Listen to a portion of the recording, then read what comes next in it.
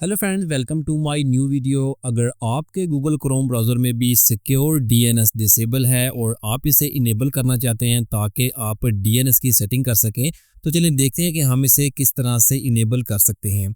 आपने start button पर जाना है और यहाँ पर आपने रजिस्ट्री एडिटर को ओपन करना है।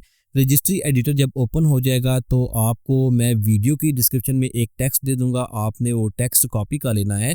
जैसे कि ये वाला टेक्स्ट है, आपने इसे कॉपी कर लेना है। कॉपी करने के बाद आपने दोबारा से रजिस्ट्री एडिटर में आना है और यहाँ पर ये जो टैब है कंप्यूटर से ख़त्म करके यहाँ पर आपने वो टेक्स्ट कॉपी करना है। इसके बाद यहाँ देख सकते हैं कि क्रोम ब्राउज़र जो है वो सिलेक्ट है और यहाँ पर आपने इसके ऊपर जो जो एक्सटेंशन है आपने इस एक्सटेंशन को डिलीट कर देना है। यस बटन क्लिक करेंगे तो डिलीट हो जाएगा।